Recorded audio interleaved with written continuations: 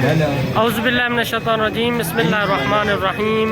मौक़िब बाबुल हवाइज हज़रत अली असग़र अलैहिस्सलातु वस्सलाम 15 शाबान के हवाले से मोमिनीन ज़ायरीन मशी कर रहे हैं और इस वक्त जो है हम मौक़िब बाबुल हवाइज पे खिदमत रसानी के लिए मौजूद हैं और इंशाअल्लाह पाकिस्तानी गज़ा, चाय, पकोड़े इंशाअल्लाह ज़ायरीन की खिदमत में पेश किए जाएंगे। माशाअल्लाह काफ़ी ज़ायरीन जो है इस वक्त तशरीफ़ ला रहे हैं और इंशाअल्लाह अब आहिस्ता आहिस्ता रश बढ़ता जाएगा। दोस्तान काम भी कर रहे हैं, हम मिल के सब, तो इस वक्त आप मनाजिर देख रहे हैं। दूध काफ़ी सारा आ चुका है चाय के लिए।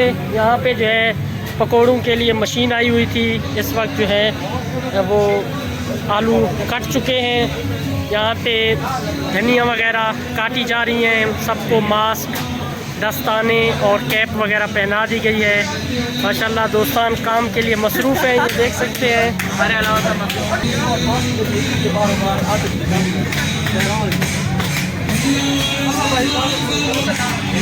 काम के मनाजिर इस वक्त देख सकते हैं तमाम दोस्तान।